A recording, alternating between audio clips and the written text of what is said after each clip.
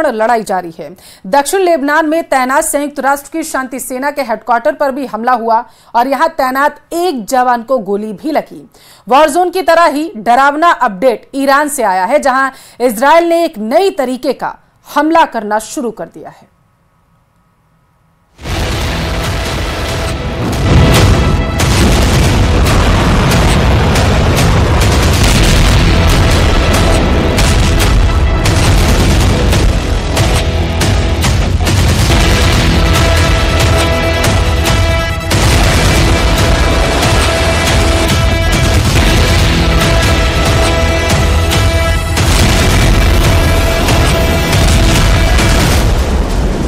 एक अक्टूबर को ईरान ने जहां टारगेट सेट किए थे वहीं पर 200 मिसाइलें गिरी, फटी और इजराइल धुआं हो गया।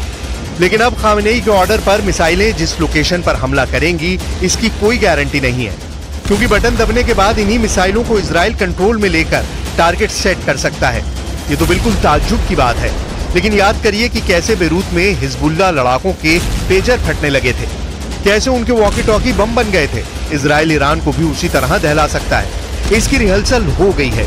इजराइल, हमास और हिजबुल्लाह के बाद तीसरे नंबर पर तेहरान का दहलाना तय है। इजराइल से दुश्मनी कितनी भारी पड़ती है ये गाजा की इन तस्वीरों से समझिए। शुक्रवार रात से उठा जबालिया में बारूदी जलजला अब जाकर शांत हुआ, लेकिन इसकी चपेट में आकर 22 लोग बेमौत मारे गए। 90 की जिंदगी दांव पर लगी है। इजराइल इसी तरह वेस्ट बैंक में हमास को बेरहमी से पीट रहा है, लेकिन रफा में कासिम ब्रिगेड जोरदार पलटवार करने लगी है। कासिम ब्रिगेड ने इजराइल के 2 टैंक और बुलडोजर के चीथड़े उड़ा दिए हैं। अल जनैना इलाके में यासीन 105 एंटी आर्मर विस्फोटक गोले का इस्तेमाल करके इजरायली सेना के 2 मरकाबा टैंक और एक D9 बुलडोजर को बर्बाद किया गया है। हालांकि हमास और हिजबुल्लाह दोनों को तेहरान से आए अलर्ट ने सन्न कर दिया है।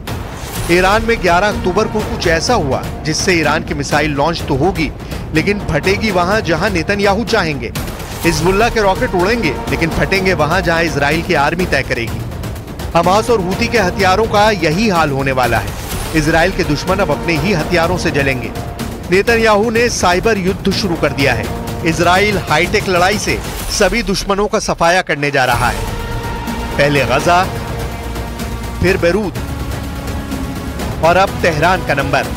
इजराइल के टारगेट सेट है, टाइमिंग फिक्स है, तबाही का लेवल भी लॉक है। एक एक कर दुश्मनों का सफाया, शहरों की बर्बादी, दुश्मन ग्रुप की पूरी लीडरशिप का खात्मा। नेतन्याहू ने हमास और हिजबुल्लाह को जिस तरह कुचला है, उससे भी खौफनाक अंजाम ईरान को भुगतना पड़ सकता है। इसका ट्रेलर 11 अक्टूबर को इजराइल ने दिखा दिया है। शनिवार को ईरान की वॉर लाइफलाइन हैक कर दी गई थी। इजराइल ने ऐसा कुछ किया जिससे तेहरान में कोहराम मच गया। आधी रात को इजराइल वॉर रूम ने यह मैसेज सोशल मीडिया पर पोस्ट कर तेहरान को थ्रेट से अलर्ट भी कर दिया है। ईरान में साइबर अटैक हुआ। इस अटैक के मायने क्या हैं? क्या ईरान में सब कुछ इजराइल कंट्रोल कर सकता है?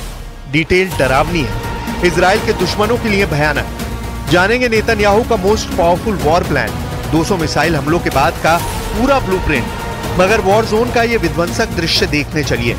हाइफा, गैलीली और लेबनान बॉर्डर पर इजराइल की जमीन जल रही है।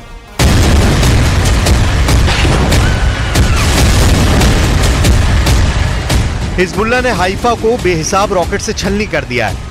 रॉकेट स्ट्राइक देर रात में शुरू हुई और भोर तक इजराइल को झुलसाती रही। जब हाइफा में रॉकेट फट रहे थे तब बेरूत में भी बारूदी धमाके से धरती थर्रा रही थी।